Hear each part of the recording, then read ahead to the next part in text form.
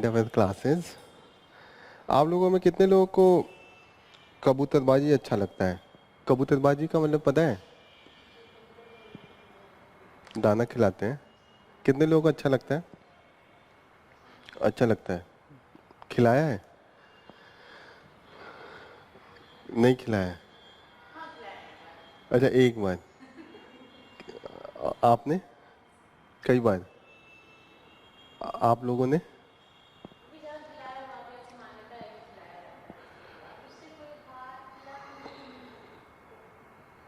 तो अब मत खिलाइएगा, क्योंकि faith and foul play. Foul का मतलब अगर आप, मान्यता कुछ और होती है लेकिन उसका जो इम्पैक्ट होता है वो कुछ और होता है। मान्यता यह है कि कबूतर तो खूब सुंदर है, भगवान ने खूब अच्छे से बनाया होगा, सबसे प्यारा होगा भगवान को, तो खूब खिलाइए, भगवान भी खुश रहेंगे। लेकिन अभी हमने देखा है कि दिस इज कॉजिंग द, जैसे श्रेया ने बोला, लंग डिजीज। तो लंग डिजीज और डेथ भी हो सकती है। तो कबूतर अगर दिखे तो उसको मार के भगाइए, क्योंकि उसके जो पंख होते हैं उसमें से जो फंगस निकलते हैं और उसका जो ड्रॉपिंग होता है, जो उसका शौच होता है, मल होता है, उससे दो तरीके की चीजें निकलती हैं। One is the Cryptococcus नियोफॉर्मन्स and second is the Candida and other zoonotic east. और यही जब लंग में जाता है तो डिफरेंट टाइप का इम्पैक्ट करता है, मोस्टली लाइक द आस्थमा हो जाएगा and different type of the heart disease, और डेथ के भी केसेस होते हैं जो बहुत ज़्यादा क्लोज रहते हैं। जो आप देखिएगा बड़े बड़े शहरों में, और ये शहरों का पंछी है, बर्ड्स, ठीक है, ये शहरों में रहते हैं। और ये आप लोग जो खाते हैं वही ये लोग भी खाते हैं। जो जैसे आप लोग चिप्स खाते हैं, ये सब चिप्स भी खाते हैं। हाँ, चिप्स उप्स भी ये लोग खाने लगे हैं, इनमें कई कैटेगरी होती है। और एक बहुत अजीब बात है कि ये ऐसा बर्ड है कि सारे एनिमल घटे हैं, ये जो बर्ड है वो बढ़ा है, मतलब numbers have been increased. It is due to the urbanization and due to the close contact with the humans and this bird. Okay. तो किस तरीके का इनके मेन, इनका जो ड्रॉपिंग होता है, और खुद पिजन के अंदर क्रिप्टोकॉक्सस, क्रिप्टोकॉकस नियोफॉर्मन्स, ठीक है, these are the two thing, candida and other zoonotic yeast. Skin disease भी होने के बहुत चांसेस होते हैं। नियोफॉर्मन्स, FORMAN। जैसे अब कई ऐसा माना गया है कि जो बहुत क्लोज कुछ लोग होते हैं कि उनका जो घर होता है ना, हमने छत के ऊपर घर बनवा देते हैं, इतना उनको प्यार हो जाता है कि उसी के आसपास सोने भी लगते हैं। तो ऐसे में जो डिजीज है वो नंबर्स अभी इंक्रीज हुआ है। कई ऐसे रिपोर्ट आए हैं, कई ऐसे स्टडीज आए हैं। जैसे अभी एक तो ये दिक्कत है कि बीमारियां बढ़ती हैं, हेल्थ कॉन्सर्न है। और एक चीज ये है कि लोगों को ये विश्वास, हर एक धर्म में पिजन्स को बहुत अच्छे कैटेगरी में रखा जाता है, ऑस्पीशियस। हिंदुइज्म हो, इस्लाम हो, क्रिश्चियनिटी हो, सब में लोग कहते हैं कि this they are the god gave them special status, इसलिए हम लोग भी उनको स्पेशल स्टेटस देखते हैं। बहुत सी चीजें हैं, जैसे उनको कई जगहों पे अच्छा सिंबल माना जाता है, पीस का, प्योरिटी का, हार्मलेसनेस का, होते भी हैं, एकदम सुंदर दिखने में भी होते हैं, और कोई हमसे उनसे खतरा भी नहीं लगता है। लेकिन दिक्कत यह है कि उनके फीदर्स, जो पंखुड़ियाँ होती हैं, और उनका जो ड्रॉपिंग्स है, उनसे दिक्कत है। ओके। सलीम अली का नाम सुना है? Salim Ali, Salim Ali, he was ornithologist. Ornithologist का मतलब जो बर्ड के बारे में स्टडी करना। पहली क्लास करके ओवर करना चाहिए था। ऑर्निथोलॉजिस्ट का मतलब होता है those who study about the birds and the information about the birds. Okay. Salim Ali बहुत फेमस है, उन्हीं के नाम पे बहुत से ऐसे सेंटर्स हैं। क्लियर हो रहा है? Pigeon can taste better than us.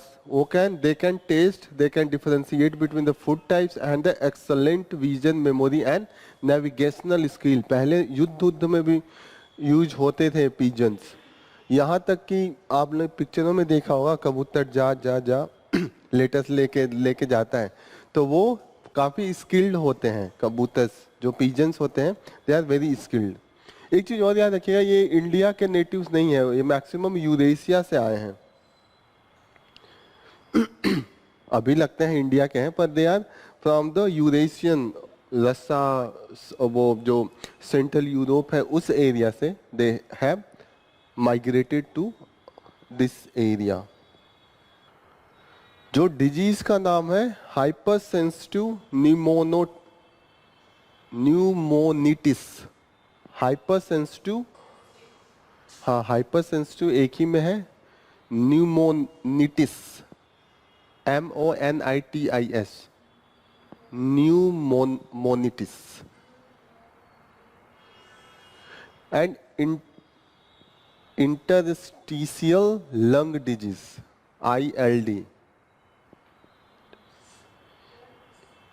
interstitial lung disease, they result into the lung fibrosis। lung fibrosis एक तो समस्या हेल्थ का है, दूसरा समस्या क्या है, जो एरिया में एरोप्लेन होता है, आजकल एयरपोर्ट बढ़ने लगा है, पिजन्स भी उसके पास आ जाते हैं। अब या तो उसके इंजन में घुस के वो अपना घर बनाएंगे या बीच में टकराने का डर होता है। तो जो क्रैश का चांसेज होता है या जो एक्सीडेंट का चांसेज है वो इंक्रीज हो गई है कंटिन्यूअसली। और भी पक्षियाँ लड़ती हैं, लेकिन हमने देखा है पिजन्स का भी जो स्ट्राइक है 32 है 2010 से 18 के बीच में।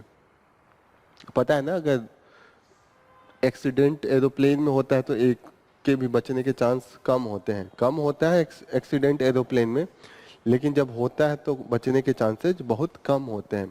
बहुत से सारे इमरजेंसी लैंडिंग होने की चांसेस होते हैं, लड़ गया, कुछ आग लग गई या कुछ भी दिक्कत होता है तो इमरजेंसी लैंडिंग होती है, तो उससे कई बार कैंसिलेशन के भी चांस होते हैं। फ्लाइट कैंसिलेशन होगा तो जो कॉस्ट होगा वो बढ़ जाएगा, लॉस ही में जाते हैं। तो these are the reasons, okay.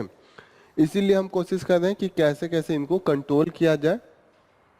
सबसे अच्छा तरीका है कंट्रोल करने का कि जितना हम लोग फीड करते हैं 9 फीड करें, क्योंकि उनका जो ब्रीडिंग का फ्रीक्वेंसी है वो बहुत हाई है, ब्रीडिंग काफ़ी हाई है। वो हर साल क्या, वो हर महीने एग देते हैं, और उनका जो एग का हैचिंग होती है 18 दिन में वो चिकन में टर्न हो जाता है। तो that is the frequency. 18 days कहीं लिखा है इसमें। ब्रीडिंग उनका बहुत फास्ट है, कहीं ना कहीं है इसमें है। इनका जो एज है नियर अबाउट 15 से 20 साल होता है। अगर हम जो पालते हैं उनका लाइफ स्पैन नॉर्मल इनका 5 से 10 साल होता है एज। वैसे इतना डीप इतना आपको नहीं जाना है फैक्चुअल में, बस ये इसमें दिया हुआ है तो मैं बता दे रहा हूँ। कई बार इनको रोडेंट रैट विथ विंग्स भी कहते हैं, क्योंकि नंबर्स इनके इतने तेजी से बढ़ रहे हैं। और जैसे रैट होता है, जैसे पुराना मकान हो, उनके दरार हो, उसी में अपना घोंसला बनाते हैं, रैट भी उसी से आता है। जो पिजन्स है वहाँ से उनका भी मेन रहने का अगर देखा जाए तो वो वहाँ पे भी होता है, ओके। तो these are all the things. अब मैं ये हिंदी इंग्लिश में दूंगा, ये नीचे ट्रांसलेशन हिंदी एंड नीचे इंग्लिश, ओके, द हिंदू में भी। तो अब तो दिक्कत नहीं होगा, अब तो इसके साथ ही क्लास में भी मैं बता दूंगा।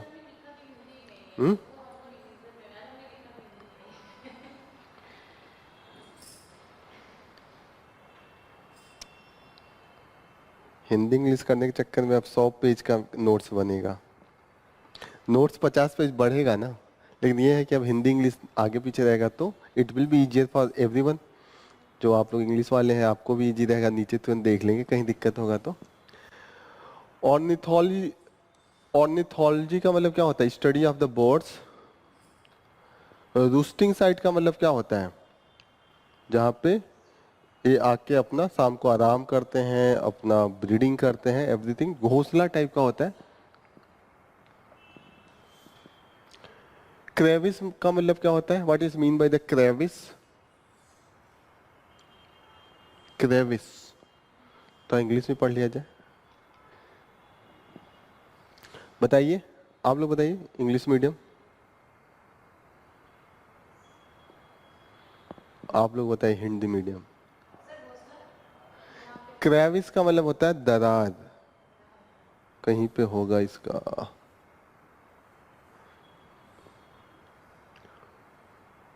जैसे होता है ना कहीं पे भी पुराने मकान में बीच में आ जाता है ना ऐसे cracks, that is the crevice. चट्टान दीवार आदि में सक्रिय दरार, ठीक है। रोडेंट्स का मतलब क्या होता है?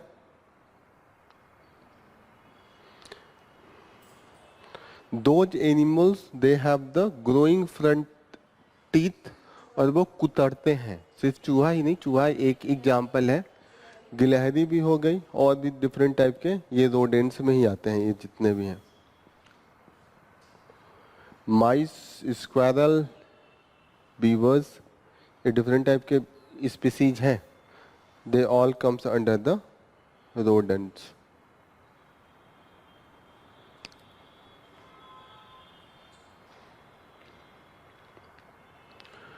मोजेइक, मोजेइक का मतलब एक पैटर्न, आप एक किसी पैटर्न को प्रॉपर तरीके से एक लाइन में रखा के ज्योमेट्रिकल शेप में बने तो that will be known as the mosaic. This is a pattern that made by the placing together small coloured stone piece of the glass और एनीथिंग। हाँ, तो दैट विल बी मोजेइक। हाँ, लेकिन उसमें कलर डिफरेंट होगा और उसको राइट। हैदराबाद का ये न्यूज़ जो हम लोग पढ़ रहे थे, हैदराबाद का है ये जो कबूतरबाजी का जितना भी है। हैदराबाद मूसी रिवर के किनारे है, होता है ना, जैसे लखनऊ किसके किनारे है? गोमती, दिल्ली, जितने भी बड़े सिटी हैं वो कहीं ना कहीं किसी बड़े सिटी के किनारे होते हैं। हैदराबाद भी मूसी रिवर के किनारे है। इसका नाम पहले मुचकुंदा रिवर था। ओरिजिन इसका है फ्रॉम द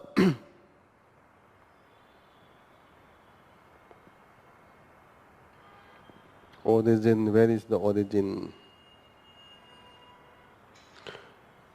हैदराबाद सिटी को किसने बनाया था? सुल्तान मोहम्मद क्वाली कुतुब शाह, कुतुब शाह, क्वाली कुतुब शाह 1591 में, 1951।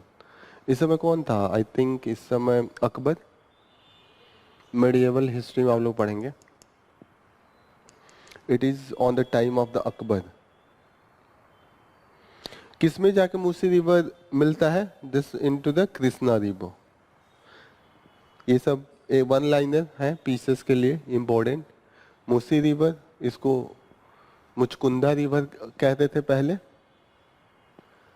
हैदराबाद इसके किनारे पे बसा है और इसको बसाया था Sultan Mohammad Quli Qutub Shah. Srisailam forest, this is also into the Telangana and Andhra Pradesh. Srisailam forest, Srisailam forest, Srisailam forest में टाइगर रिजर्व भी है, और ये इसलिए फेमस है, एरिया के हिसाब से ये सबसे बड़ा फॉरेस्ट है जहाँ पे टाइगर रिजर्व है। टाइगर जहाँ पे रहते हैं एरिया के हिसाब से। नंबर ऑफ लॉयंस तो जिम कॉर्बेट्स है, नंबर ऑफ लॉयंस नहीं, टाइगर्स जिम कॉर्बेट है, लेकिन एरिया के हिसाब से I think this is the large.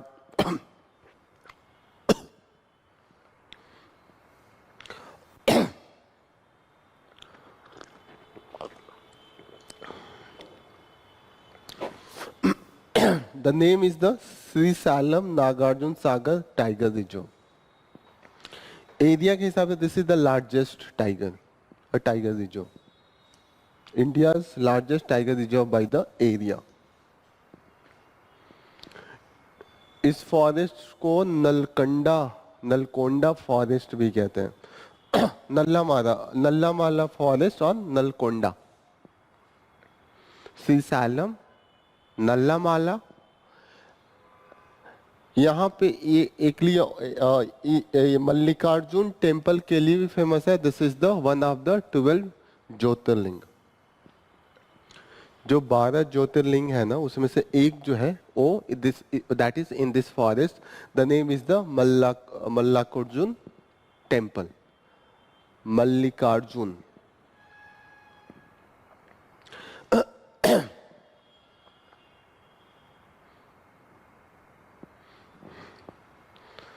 Mallikarjun खड़गे कौन है? President of the Congress. कौन है president? What is the name of the tiger reserve? The largest with the area, that is the Sri Salem Nagarjun Sagar Tiger Reserve. By the area के हिसाब से सबसे बड़ा ये है। This is the Sivkasi of the Tamil Nadu. Area पहले agriculture होता था, लेकिन धीरे धीरे यहाँ पे मैच मेकिंग जो होता है, जो हम मैच बॉक्स जलाते हैं ना, माचिस का जो बॉक्स होता है मैच बॉक्स, वो बनाने के लिए काफ़ी ये फेमस हो गया था। बीच में इससे काफ़ी ज़्यादा एम्प्लॉयमेंट भी मिला। लेकिन अभी हम देख रहे हैं चाइनीज लाइटर आ रहा है, तो यहाँ पे काफ़ी दिक्कत हो रही है। और वो जो मैच बॉक्स की फैक्ट्रियाँ हैं, जैसे यहाँ पे इन्होंने दिया है कि मैच बॉक्स का जो फैक्ट्री है वो अभी काफ़ी कुछ बंद होने लगी है। जो इसकी इकोनॉमी थी that was near about 2000 crore, अभी ये घट के 800 करोड़ पे आ गई है। This is due to the Chinese lighter जो हम आने लगा है, और उसी से लोग अब मैक्सिमम यूज कर रहे हैं। Next news is the successor of the Tata trust. कौन हुआ है सक्सेशन में? सक्सेशन का मतलब रतन टाटा डेथ हुए तो उसके बाद उत्तराधिकारी। लड़का तो वो तो ऐसे ही है, वो तो सिर्फ कुत्तों का टाई बनाता है। This is the Noel Tata, he is the cousin brother of the Ratan Tata. Noel, ये नोएल टाटा, उनका भी तो नाम था, क्या नाम था उनका? रतन नोएल टाटा उनका भी नाम था, रतन नोएल टाटा। रतन टाटा हम लोग बोलते हैं। उनके कजन ब्रदर हैं। हाँ, अब इनको बना दिया गया क्योंकि ये बीच में साइरस मिस्त्री को बनाया गया था। साइरस मिस्त्री से रतन टाटा का थोड़ा सा कुछ रिलेशनशिप सही नहीं था। उस समय भी नोएल टाटा इनकी वो साइरस मिस्त्री जो थे वो इनकी वाइफ के भाई थे, जिनको रतन टाटा ने बीच में अपना उत्तराधिकारी बनाया था, चेयरमैन बना दिया था टाटा ग्रुप का। लेकिन कुछ इनके खिलाफ कुछ कंप्लेन आया, कुछ दिक्कत आया, रिलेशनशिप खराब हो गया था, तो नोएल टाटा, वही तो इनको ही तो बनाया था साइरस मिस्त्री। इसमें कहीं लिखा होगा, यह है ना मिस्त्री, साइरस मिस्त्री, इन्हीं को बनाया गया था। He was the brother in law of this person. But जब रतन टाटा से उनका रिलेशन खराब हुआ तो नोएल टाटा रतन टाटा के साथ में थे, अपने ब्रदर इन लॉ के साथ में नहीं थे। तो इसीलिए माना जाता है कि इन्होंने सही का साथ दिया। उस समय सही रतन टाटा थे, साइरस मिस्त्री के खिलाफ कुछ ना कुछ दिक्कतें पाई गई थी, तो और इनकी जो मदर थी वो उनके साथ थी, रतन टाटा के साथ। तो एक अच्छा मैसेज भी गया, और ये हमेशा थोड़ा सा इंटीग्रिटी को लेके जस्टिफाइड किए हैं, तो इसीलिए इनको बाद में अपॉइंटमेंट किया है। तो ज़्यादा दिक्कत नहीं आया, किसी ने विरोध नहीं किया, एक तरीके से एक्सेप्टेंस बन गई इसीलिए। संजीव खन्ना, कौन है justice Sanjeev Khanna? Chief justice of India अभी अपॉइंट होंगे 11 नवंबर को। इनके चाचा जस्टिस खन्ना, इनके uncle, what is the name? उन्होंने प्राइस पे किया था। एक जजमेंट आया था, एडीएम जबलपुर केस था, इमरजेंसी के टाइम पे उठा के एक शिवकांत नाम के पर्सन थे, उनको जेल में बंद कर दिया था। और वो उनको लेके सुप्रीम कोर्ट में गया कि अरे ये तो राइट टू लिबर्टी के खिलाफ है। तो सुप्रीम कोर्ट का ये था कि उस समय कंफ्यूजन था कि जब इमरजेंसी लगेगा तो फंडामेंटल राइट्स इम्प्लीमेंट इन्फोर्सिएबल होगा कि वो इनवैलिड हो जाएगा, मतलब इन्फोर्सिएबल नहीं होगा। तो 6 जज बैठे थे, 6 में से 5 ने कहा कि इमरजेंसी के टाइम पे फंडामेंटल राइट्स नहीं इन्फोर्सिएबल रहेगा। जस्टिस खन्ना जो इनके अंकल थे, उन्होंने सिर्फ कहा था कि नहीं वो इन्फोर्सिएबल रहेगा। जस्टिस हंसराज खन्ना, ठीक है। अब इंदिरा गांधी के खिलाफ वो चला गया था ना, इमरजेंसी वो लगाई थी और उनके अनुसार नहीं होना चाहिए जस्टिसिएबल। तो ये जो इनके अंकल थे वो सबसे सीनियर जज थे, और उस समय जब चीफ जस्टिस, अभी भी रूल यही है कि जो सबसे सीनियर होता है उसी को चीफ जस्टिस बनाते हैं। लेकिन इन्होंने इंदिरा गांधी के खिलाफ दिया था तो इनको सुपरसीड कर दिया गया था। जो इनके जूनियर थे उनको चीफ जस्टिस बना दिया गया था। एच.एम. वेग नाम था जिसको बनाया गया था, तो इन्होंने रिजाइन दे दिया था। एम.एच. वेग को बना दिया गया था जस्टिस खन्ना को सुपरसीड करके। तो ये बहुत फेमस केस है, जस्टिस खन्ना का बहुत नाम इसलिए आता है कि उन्होंने इंटीग्रिटी के लिए बहुत बड़ा पोस्ट अपना त्याग दे दिया था, सेक्रीफाई कर दिया था। कोई भी है, अभी अब बहुत ज्यादा डिबेट चल रहा है हमारे जो जस्टिस हैं अभी के चीफ जस्टिस डीवाई चंद्रचूड़, अभी कुछ दिन पहले कहें कि जिस बार हमें बाबरी मस्जिद वाला डिसीजन लेना था तो मुझे समझ में नहीं आ रहा था, तो मैं भगवान के भरोसे इसका दे दिया। तो इसमें बहुत डिबेट चल रहा है कि आपने भगवान के भरोसे नहीं दिया, आपको ये डर था कि आपको सुपरसीड ना कर दिया जाए, क्योंकि बीजेपी चाहती थी जिस तरीके से आने का उसी तरीके से आना था। अगर थोड़ा भी कोई उसका डिसेंट किया होता, एक किए होते तो दिक्कत हो जाती। तो ये अभी आरोप लग रहा है, काफी डिबेट हो रहा है। अभी कुछ दिन पहले जस्टिस मार्कंडे काटजू का आया था इंटरव्यू कि अरे ये तो अपने इंटीग्रिटी को कॉम्प्रोमाइज कर दिया, ये भगवान के भरोसे नहीं दिए। इनको सब पता था, उनको ये पता था कि कैरियर बनाना है, करियर बनाना था, आगे चीफ जस्टिस बनना था। चीफ जस्टिस बनना बड़ी बात होता है ना, कि आप हिस्ट्री में नाम आ जाती है, आप सबसे बड़े वो हो जाते हैं, इतना पावर आ जाता है, कौन छोड़ता है। सब कोई तो जस्टिस खन्ना बनेगा नहीं, जस्टिस हंसराज खन्ना। इन्होंने डिसेंटिंग दिया था, अपनी वाइफ से सुबह जाके बोले भी थे जब जजमेंट देके कि अब मैं चीफ जस्टिस तो नहीं बन पाऊंगा, क्योंकि उनको पता चल गया था कि इंदिरा गांधी से will be not allow her, काफी इसमें दिक्कत हुआ था। ओके, तो उन्होंने लिखा भी था, उन्होंने एक कोटेशन भी अपने जो जजमेंट लिखा था उसमें लिखा था कि कहाँ पे है, A dissent in a court of the last resort is the appeal to the brooding spirit of the law, to the intelligence of the future day। मतलब एक डिसेंट आप करते हैं तो कहीं ना कहीं फ्यूचर में आने वाले टाइम के लिए आप एक सुनहरा मौका देते हैं कि चीजें और ब्रॉडर होंगी। जैसे उन्होंने जब दिया कि इमरजेंसी में भी फंडामेंटल राइट्स इंप्लीमेंट होगा, तभी तो आज का बाद में कॉन्स्टिट्यूशनल अमेंडमेंट किया गया और ये कहा गया कि इमरजेंसी लगने के बाद भी राइट टू लाइफ हमेशा बरकरार रहेगा। कोई किसी का लाइफ नहीं ले सकता। इमरजेंसी लगा के ये कह दे कि अब किसी की जान की कीमत ही नहीं, इमरजेंसी के बाद भी राइट टू लाइफ रहेगा, वो वायलेट नहीं कर सकते हैं। तो उसके बाद अमेंडमेंट हुआ, तो इनका कहीं ना कहीं डिसेंटिंग नोट था, उसी के आधार पे बाद में ये सब जजमेंट भी चेंज हुआ। अभी का जो है सुप्रीम कोर्ट का स्टैंड कि कुछ जो फंडामेंटल राइट्स हैं वो हर कंडीशन में इम्प्लीमेंट होगा, उसको हम सस्पेंड नहीं कर सकते हैं। Okay, Sanjeev Khanna will be 51st chief justice, ये याद रखिएगा। अच्छा नंबर है 51st, इसके पहले वाले 50। एडीएम जबलपुर केस है, बहुत फेमस केस है, that is the habeas corpus case. मतलब किसी को आप जेल में डाल देते हैं, बंधक बनाते हैं, तो उस समय हैबियस कॉर्पस का रिट आता है कि कोर्ट डिसाइड करता है कि किसी को जेल में रखना है कि नहीं रखना है।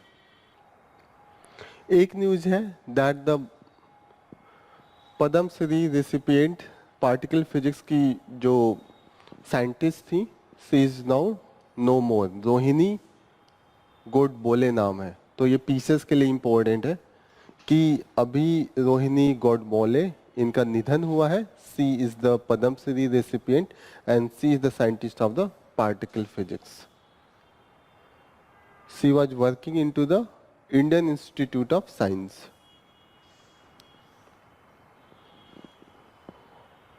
This is important for the prelims.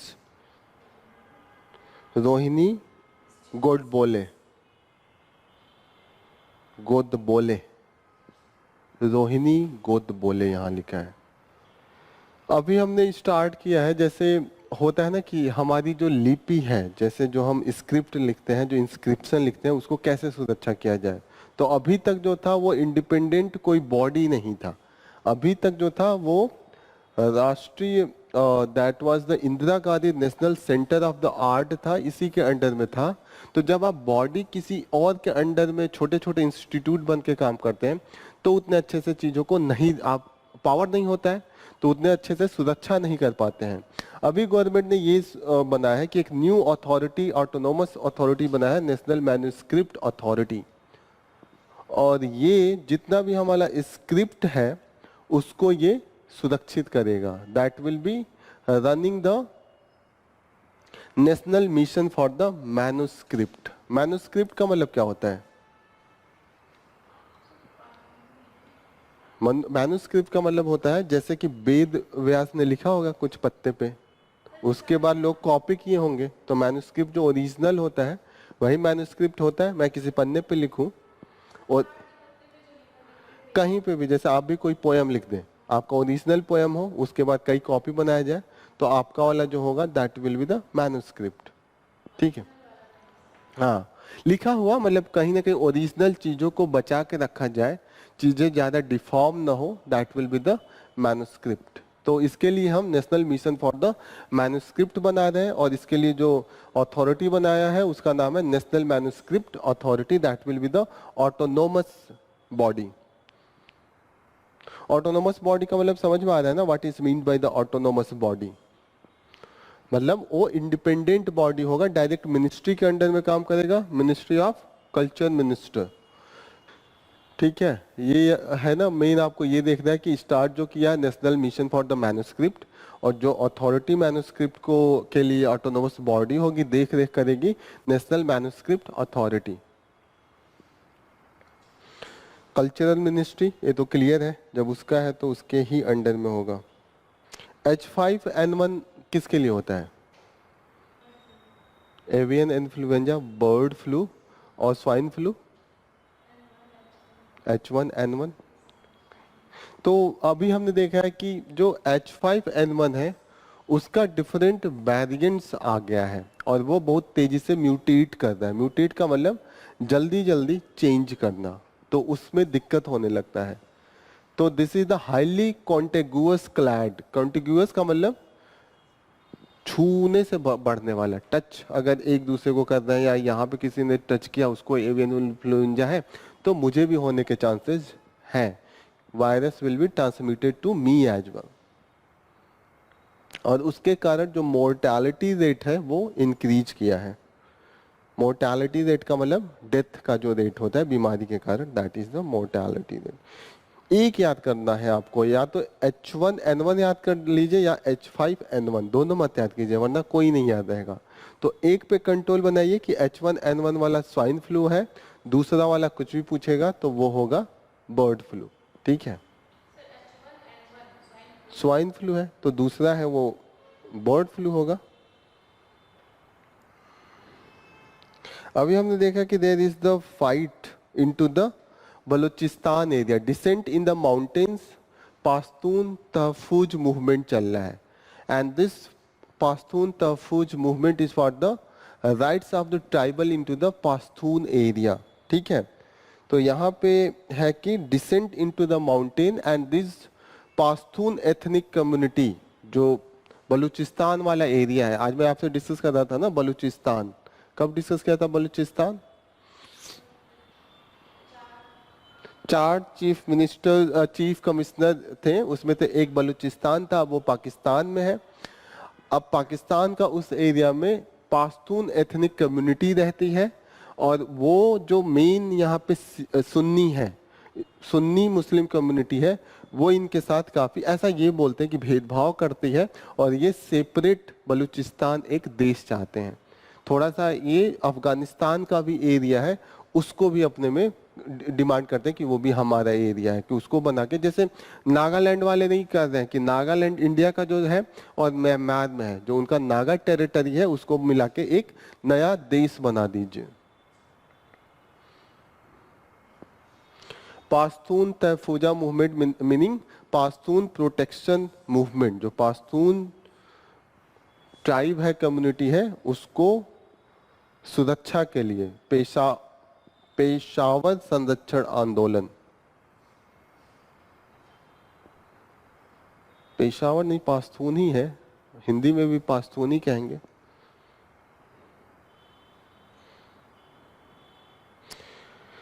इस प्रोविंस को कहते हैं खैबर पाख्तूनवा प्रोविंस।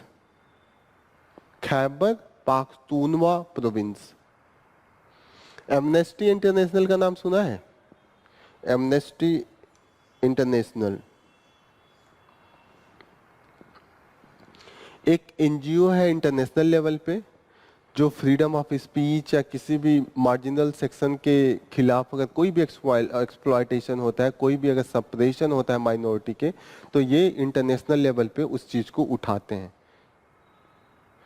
जैसे अगर कोई भी राइट है, freedom of association and peaceful assembly है, ये कह रहे हैं कि पाकिस्तानी गवर्नमेंट है वो इनके जितने भी राइट्स हैं उसको सप्रेस कर रहा है। होता है ना कि हमें पीसफुली असेंबल करना है, पीसफुली हमें अपना बात रखना है, उसका भी अधिकार जो वहाँ की गवर्नमेंट है, पाकिस्तान की आर्मी है, वो नहीं दे रही है। तो ये काफ़ी इस समय न्यूज़ में है। नहीं, ये एनजीओ इंटरनेशनल लेवल पे है, ये मेनली वेस्टर्न ओरिजिन है इसका।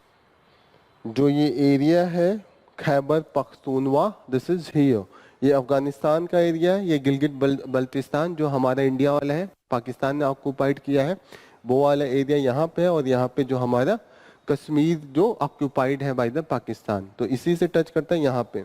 आप हिस्ट्री में पढ़ेंगे, खान अब्दुल गफ्फार खान वो यहीं से थे।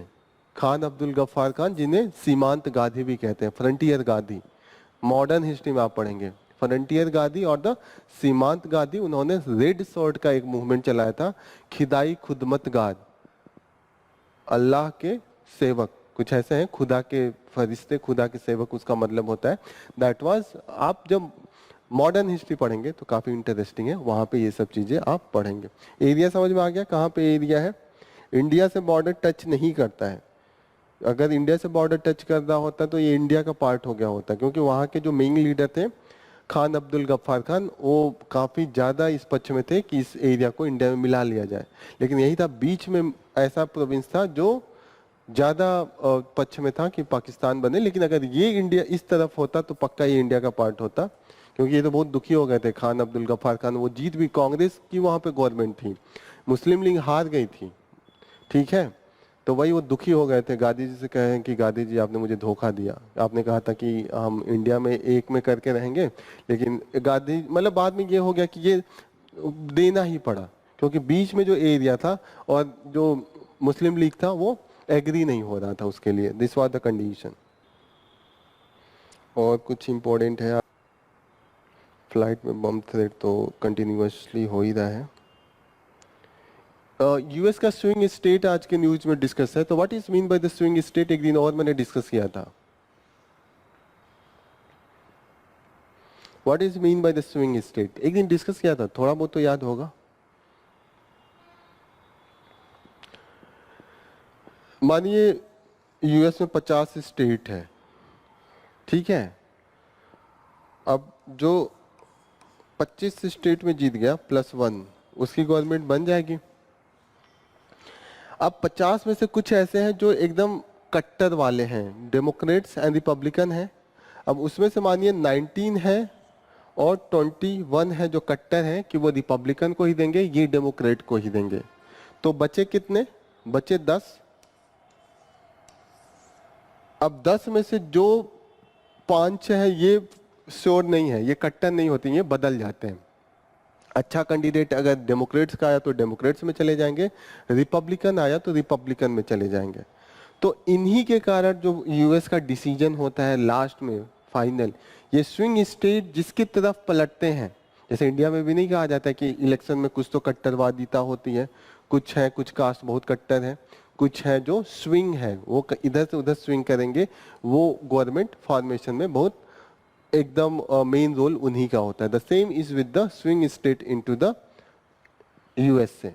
अब इन्हीं स्विंग स्टेट्स पे डिपेंड करता है कि हु विल फॉर्म द, मतलब प्रेसिडेंट कौन बन के आएगा, that is the main thing. Sivakasi का हमने अभी डिस्कस किया है, that is in the Tamil Nadu, वहाँ पे मैच बॉक्सिंग का था। और वहाँ पे जो पटाखे हैं वो भी हैं काफ़ी, इसके लिए भी न्यूज में रहता है, क्योंकि मैच बॉक्सिंग में जो बारूद लगता है वो पटाखे में भी यूज होता है। एंड वहाँ पे ये एक्सीडेंट होता भी रहता है, जो दुर्घटना है that is common. Match box बनाने में ये भी चीज़ है कि उसमें कोई स्किल की जरूरत नहीं होती है, आपको अनस्किल्ड पर्सन भी can do the work. Okay, तो यहाँ पे देखिएगा कि उसमें महिलाएं, बुजुर्ग, शारीरिक रूप से विकलांग, सभी लोग उसमें बराबर रूप से काम करते हैं। अब जो cigarette, Chinese made cigarette lighters है, उसी के कारण यहाँ पे इम्पैक्ट पड़ा है। और अभी जो है the case of the unemployment is very high in the this area. Government चाहती है कि इसको बढ़ावा दिया जाए, और उसीलिए इसको कॉटेज इंडस्ट्री में भी, माचिस बनाने की जो इंडस्ट्री है उसको कॉटेज इंडस्ट्री के रूप में बढ़ावा दे रही थी, लेकिन फिर भी अभी ज़्यादा उसमें इम्प्रूवमेंट नहीं है, जो इकॉनमी है कंटिन्यूसली कम हो रही है। तो शिव काशी एक नाम याद रखिएगा, किस लिए ये न्यूज में है, आप इसको भी याद रखिएगा। Sivakasi, this is in to the Tamil Nadu, match boxing के लिए ये जाने जाते हैं, मैच बॉक्स। वहाँ पे एक और चीज यहाँ पे दिया है, भगवान लोगों के जो कैलेंडर्स होते थे, अभी तो कम है, पहले देखते थे हम लोग, बचपन में देखे होंगे कि कैलेंडर खूब लोग लगाते थे भगवान लोगों का। अभी तो हम स्टैचू लगाने लगे हैं, थोड़े थोड़े थोड़ा मॉडर्न हो गए।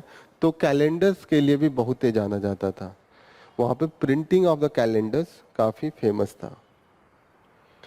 Next important news is that the India को फंड कर है 25 million for the pandemic fund, और वो मिलके किया है Asian Development Bank, World Bank and the Food and Agriculture Organization. अभी हमने देखा है कि मोस्ट ऑफ द जो डिजीज है वो ट्रांसमिशन एनिमल से ही हो रहा है। नॉर्मल ऐसे भी पहले भी देखा जाता था कि 100 अगर कोई बीमारी आती है, उसमें से 60 जो बीमारियां होती थी that was originated from the animal, animal का ही उसका मेन होता था, दैट इज द जूनैटिक। जूनैटिक डिजीज का मतलब एनिमल से जो ट्रांसमिशन होता है, ठीक है। अब उसी को रोकने के लिए हम क्या करेंगे कि सही से मॉनिटरिंग करें, सर्विलांस करें, जो भी है हम उसको क्लीनलीनेस ये सब पे ध्यान दें, तभी तो जूनैटिक डिजीज कम होंगे। तो उसके लिए फंडिंग है Asian Development Bank, World Bank and the Food and Agriculture Organization, they are all the international organization. थोड़ा थोड़ा जान लेते हैं कि इनका हेडक्वार्टर कहाँ पे। एशियन डेवलपमेंट बैंक का जो हेडक्वार्टर है that is into the Manila, Philippines. कहाँ पे फिलीपींस, जल्दी से आप बताइए। गुड, जापान और चाइना के बगल में है, that is south east Asia. Okay, उसका जो कैपिटल है दैट इज द मनीला। 1966 1966 में ये हुआ था। देखिए आपके लिए एकदम हिंदी इंग्लिश पैरेलल चल रहा है। हम्म, अब डेली में यही मॉडल एडॉप्ट करने वाला हूँ। 2 दिन से मैं यही एक्सपेरिमेंट कर रहा था कि कैसे ये वाला लाया जाए।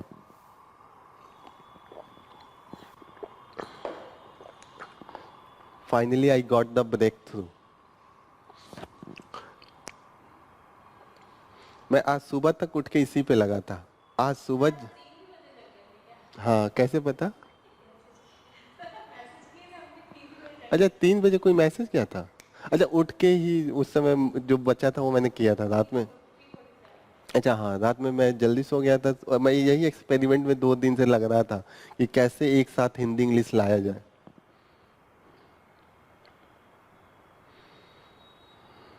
बहुत समस्या हो गया, एग्जिस्टेंस हमारा खतरे में है हिंदी इंग्लिश को लेके। तो we have to make the balance. तो अब किसी से हम कहेंगे कि हम हिंदी में भी अब करते हैं। अब हम क्लेम करेंगे ना, पहले मैं क्लेम नहीं कर पाता था, अब हिंदी सामने रहेगा, 1 line English 1 line Hindi. English वाले लोगों को भी तो कोई दिक्कत नहीं होगी, इंग्लिश तो है ही है, हिंदी है ही है। ये सही है ना, फुल प्रूफ दोनों के लिए। देख के सामने रहेगा, मैं हिंदी बोल भी दूंगा। ऐसे याद करने में भूल जाता है, कितना भी घर से आप पढ़ के जाइए, वो हिंदी वाला भूल जाता है ना, जो हिंदी में। इंग्लिश वाला तो याद ही रहता है, वो तो हमारा एकेडमिक्स रहता ही है। हो गया। This work into the poverty reduction, sustainable development and regional cooperation. Poverty alleviation में तो वर्ल्ड बैंक भी करता है, वर्ल्ड बैंक का एक अलग से हो जाएगा, वो जो रिसोर्स होता है डिफरेंट पॉलिसी मेकिंग वो भी करता है। वर्ल्ड बैंक का जो हेडक्वार्टर है, जितने भी वेस्टर्न हेजेमोनिक इंस्टीट्यूशन है, आप देखिएगा वर्ल्ड बैंक, आईएमएफ, सबका कब्जा वाशिंगटन डीसी में होता है, क्योंकि यूएस ने ही स्टार्ट किया था अपना डोमिनेंस के लिए। 1944 में वर्ल्ड बैंक का हमने किया था, ब्रेटन वुड्स। इनका भी देखिएगा सेम ही है, developmental goals, sustainable development goals को ये पाने की कोशिश कर रहे हैं। ऑलरेडी हमने सस्टेनेबल डेवलपमेंट गोल एक दिन पढ़ा था, कितने हैं टारगेट्स, 17, और ओवरऑल 169, 159 या 169 एंड ऐसे ही है जो टोटल टारगेट्स हैं। एक है कि ये रिसर्च एंड डेटा एनालिसिस भी करते रहते हैं, अनुसंधान एंड डेटा एनालिसिस। ठीक है, यहां पे देखिएगा Food and Agriculture Organization, this is the part of the United Nation. ये यूनाइटेड नेशन का ही एक स्पेशलाइज्ड बॉडी है और रोम में इसका हेडक्वार्टर है। तो एक का मनीला हो गया, एशियन डेवलपमेंट वाला तो मनीला, ये बार बार फिलीपींस, ये तो याद होगा। वर्ल्ड बैंक वाला वाशिंगटन डीसी, और इसका इटली रोम। ट्रांजिशन हो रहा है, हिंदी वालों का इंग्लिश में, इंग्लिश वालों का हिंदी में। Koya tribal, they belong from the central India and the South India, like the Andhra Pradesh and Telangana. Koya tribals, Andhra Pradesh, Telangana main area ये है, और ये मध्य प्रदेश और महाराष्ट्र में भी पाए जाते हैं। इनका लैंग्वेज जो है that is the Koya language, and that is similar to the, मतलब बहुत मैचिंग होती है द्रविडियन लैंग्वेज से। द्रविडियन लैंग्वेज जैसे कि मलयालम, तमिल, तेलुगु, अब ट्राइबल है तो उनका मेन इन्वॉल्वमेंट वही रहेगा, फार्मिंग, हंटिंग एंड गैदरिंग। लेकिन ये एग्रीकल्चर में अब शिफ्ट कर गए हैं, तो फार्मिंग अब इनका मेन जो प्रोफेशन है वो फार्मिंग है, जो मेन डिपेंडेंसी लाइवलीहुड है वो अभी फार्मिंग है। अब हंटिंग वंटिंग तो छोड़ना पड़ेगा ना, धीरे धीरे एसेमिलेट हो रहे हैं तो। So this is all about from the today's news. We will conclude this session here. Thank you for joining the session. All the best.